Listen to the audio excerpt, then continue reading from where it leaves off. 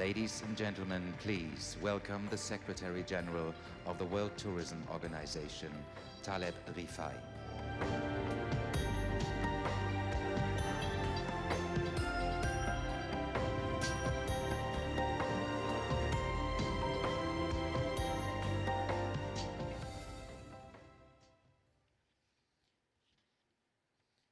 Mr. President, it's an honor and a privilege to be with you. Your presence here today is a clear message. We read it, we understand it very clearly, and we appreciate it. Thank you so much for being with us tonight. Thank you.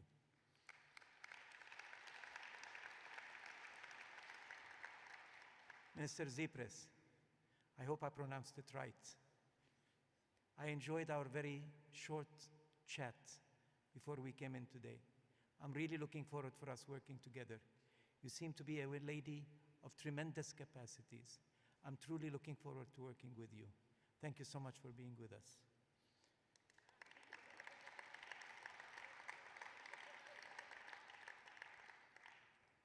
Governing Mayor Muller, it's beautiful to be in the city of Berlin once again.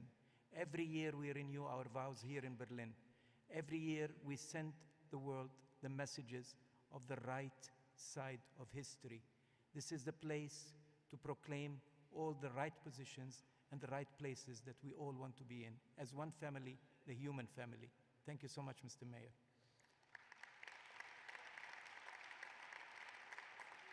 My very good friend, Michael, it's not destiny that we always speak one after the other. We complement each other. You took words from my mouth, and I'll take some from yours, if you don't mind. Thank you so much, Michael, for being with us. Christiane, congratulations. Christiane has just had a wonderful baby. Thank you so much for inviting us and bringing us every year here to Berlin. ITB has become the place for us to gather, to renew energy, to renew optimism, to see each other and have the energy that we need. Thank you so much. Ladies and gentlemen, let me start by welcoming Botswana's leadership in this ITB to this year, the 51st. Botswana is an example of responsible tourism, of responsible practices. It's an example that we should look at, a country that has put all its limited resources, as limited as they are, but they put them with force, with conviction, with belief to protect the environment and send the right messages all over. Sustainable tourism can best be seen as Botswana. I'm a person that visited that place, and I call on you, each and one of you, please do not finish your journey in life before visiting Botswana once in a lifetime.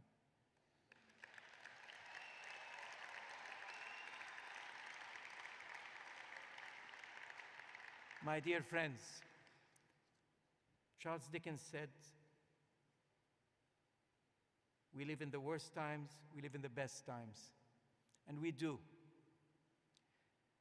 We live in times of natural disasters, economic crisis, wars, increased assaults on human rights, the daily sufferings of those obliged to flee their homes as refugees, and the slow-burning threat of climate change. At times where we wake up every morning, with the terrible news of somebody on the television exhibiting shows and trying to show themselves on us with the worst news possible. The news sometimes carries threats of terrorism at our doorstep, and the glooming number of unemployment is knocking on our doors. These are times where isolationism and petty nationalism, if I may call it, and ill-conceived actions like travel bans and building walls are dominating our scenes. Despite all of these complex interlocking challenges, despite the acts against freedom of travel, we are living the best of times. We truly are. The only difference is we hear more about them, we know more about them, we're more affected, we're more involved, therefore we care more. And because we care more, we are a better world today. We've never been living in better lives. We have to believe this. Our industry is one of optimism, one of hope.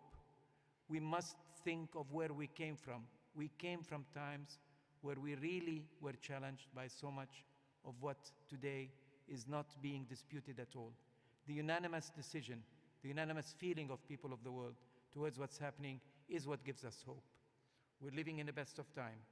We're also living at a time where the power of travel and tourism continues to shine through darkness and lead the way. International tourism in 2016 grew by 3.9, almost 4%. This is the 7th consecutive year since 1960 that we have continuous above-average growth. International tourism arrivals surpassed 1.2 billion.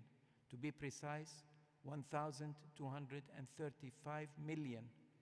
That, my good friends, is 1 out of 6 of the people of the world making an international trip every year outside of their country, bringing benefits to communities, economies, and societies all over the world.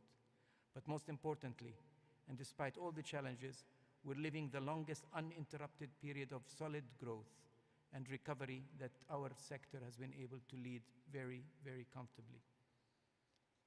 My dear friends, the new UN Secretary General, a good man, I promise you, Antonio Guterres, said the following: beyond the measurable advantages of tourism, it is also a bridge to better mutual understanding among people from all walks of life. End of quote. He also shared with me some of the very important thoughts on how tourism and travel can make this world a better place and can make us as individuals better people. My dear friends, the world today is suffering of so many injustices and inequalities, deficits of income, economic deficits, educational deficits, technological deficit. But the most serious of all deficits is the deficit of tolerance and understanding, and we in the travel and tourism industry can be the best vehicles to remedy that gap of that deficit. The more we travel, the better we become, the more our eyes open, our minds open.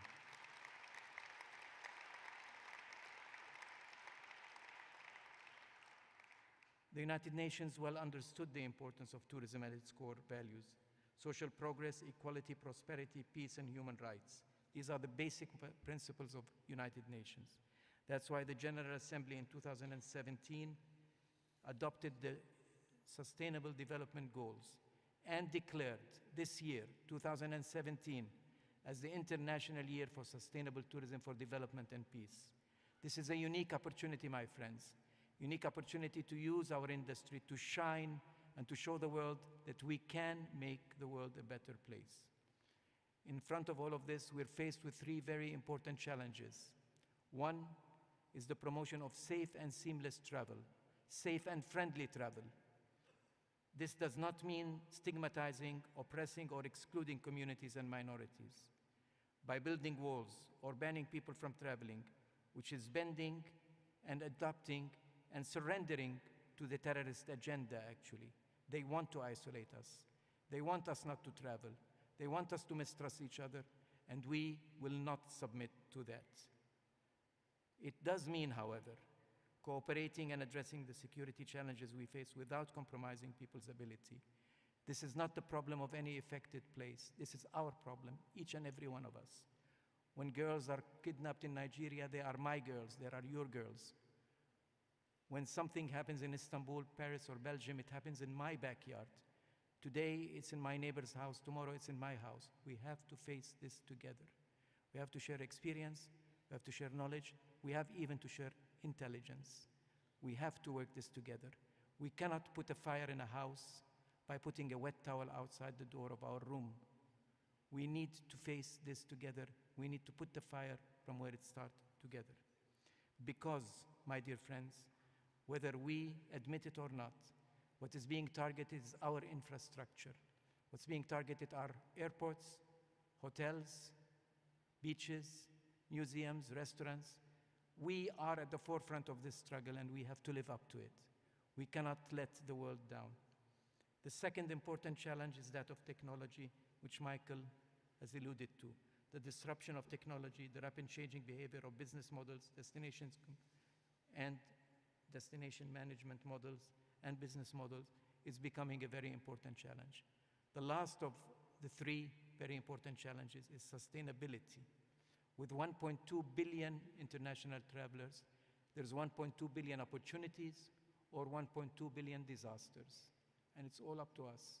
It's how we manage this growth and how we make it work for the better. My dear friends, I have to conclude with some personal reflections. I've been attending ITB for the last 18 years. First as a minister from my own small, beautiful country, Jordan.